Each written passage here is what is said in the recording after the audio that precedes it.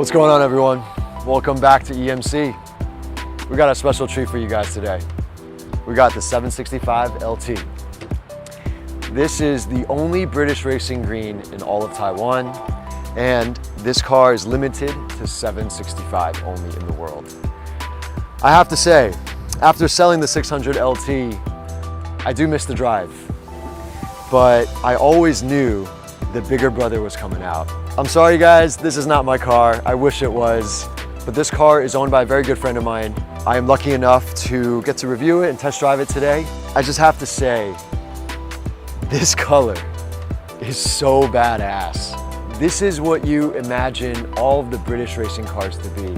It's gotta be in this color. The differences between the 765 LT and the 720S is the fact that this one weighs about 80 kg less.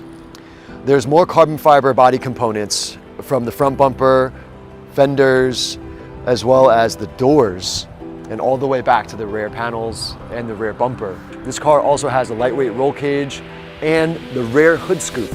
So this hood scoop is actually a little bit different than the 600 LT hood scoop. The rear hood scoop sits a little bit behind the top of the car. You can visually see the hood scoop funnels into a tube that goes into the engine bay.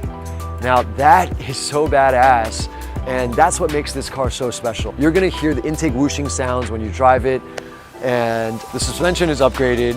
It's got a sportier suspension, and it's also got lightweight wheels specifically made for the 765 LT with an etched and engraved 765 LT sign on it. Right now, what we're looking at is forged carbon fiber. This carbon fiber tub makes this chassis so lightweight. That's what makes this car so special. McLarens always use a carbon fiber tub, and this one is actually a little bit different than the 600 LT. This one I actually think is even better. This is what makes the 765 LT so special. Just like the 600 LT to the 570S, there's actually a lot of differences on the outside as well as the inside. The 765 has a totally different front bumper. It has those shark gills that I love on the fenders and the rear. The rear is where actually it is so much sexier. The rear has got 4 exhaust pipes in the center. It doesn't have those 2 exhaust pipes. I didn't really like those 2 exhaust pipes on the 720S. The rear bumper looks way more dramatic, and it has this huge rear under diffuser that just makes it so much lower. The rear wing is so sexy. When you stomp on the brakes, it pops right up and it creates 25% more downforce than the 720S. So what's interesting about the 765 LT is that it could actually be on the road, it could be civilized, and still be the best supercar in the world right now. And at the same time, it'll still probably be the king of the track. Now, I would love to spend more time at the track and become a better driver, and hopefully we'll get to do that one day. Today, we're gonna see how the king of the supercars handles everyday life in the city. So let's get going.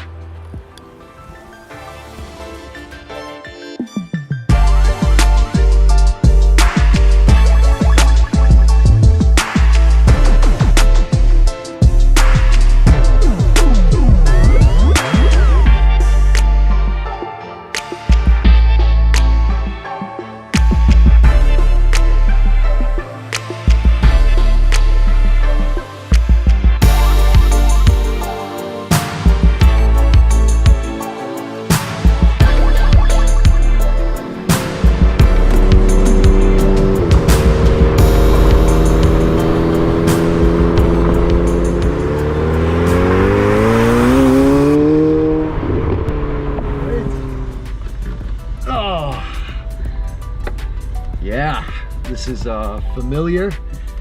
Okay, but this is not familiar. This is really cool. So these seats, oh man. I feel like I'm in a race car again. Engine stop button right here.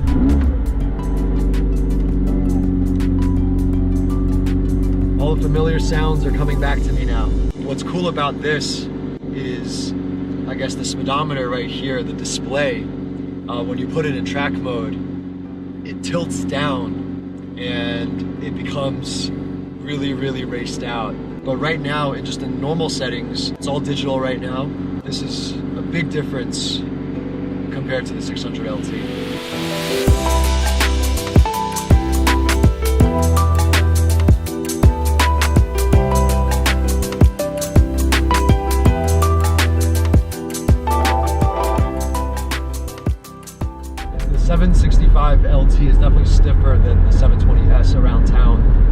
exactly how I felt with the 600 versus the 570S. And every time I look back through the rearview mirror, I see this brace, this X brace. It looks so good because, you know, this is what it's supposed to have. It's supposed to have that roll cage. A lot of the guys out there with the 765s, they don't choose that. I don't understand why they don't choose that option. A lot of guys say, oh, like it messes with the rear view, but you know what? You can't see that much through the rear view anyway. If you buy a McLaren, you understand this. That tube in the back, with the air scoop going down, that funnels back, I love it. It messes with my whole rear view mirror. Like I can't see anything out back. I know it's a little bit dangerous, but I absolutely love it because I'm looking at it and I can hear it. It makes this whooshing sound. I don't know if you guys can hear it, but let me try one. Yeah, you hear that? It's like whoosh, whoosh, whoosh. It's cool. This is really, really cool. I think the biggest difference I feel with this car and the 720S is that it's even more planted. It's even more stiff and you're more confident. And I have to say, it's a lot better than the 600 LT. And I thought not many cars were better than the 600 LT. Jeez. That's why they say this is the best road-going supercar out there right now. It's the crown king. All right, I'm just gonna give it a little go, see how it is.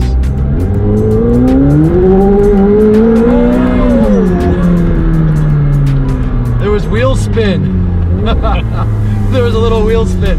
I didn't even try to push it that hard because it's actually a break-in period. My good friend is besides me. I don't want to make him shit his pants or, you know, tell me I gotta pay for a huge bill later on. But yeah, no, that was kind of fun.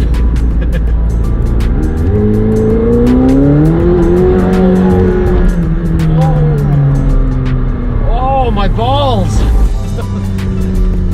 Oh man, that was fun.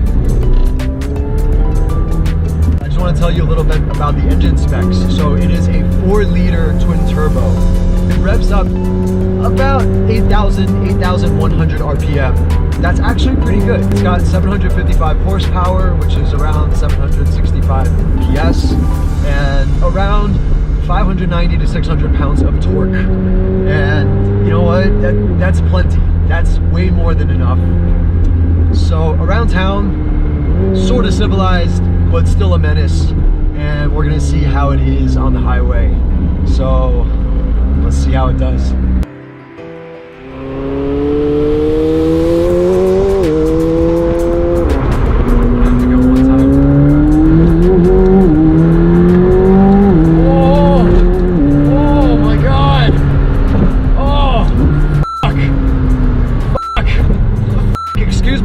I'm sorry.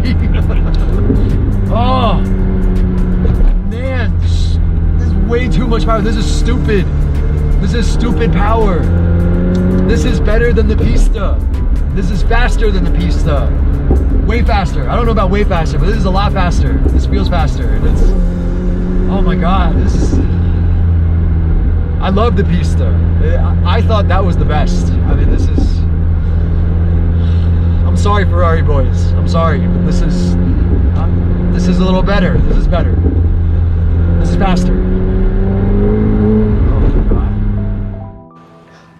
Yo, that was a crazy, crazy drive. My overall impressions, this car could possibly be better than the Pista. Obviously, when I was in the car, I was full of adrenaline, full of emotions. I was super, super excited. I felt like it was better than the Pista. I could be wrong. I could be wrong. I know that it's not a fair comparison. We do not have the Pista here. But when I drove the Pista last time, I thought that was the best daily supercar ever. But today, I don't know.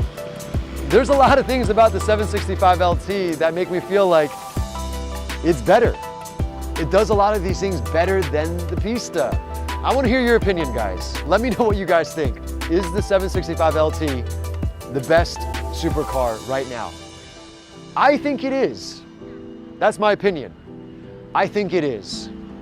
I know that I'm probably gonna get a lot of hate out there from the Ferrari boys and Ryan. Obviously, we should get this car in the mountain roads, the canyon roads, and even go down to Libau. It would be brilliant if we could pit it against the Pista so we get a fair comparison.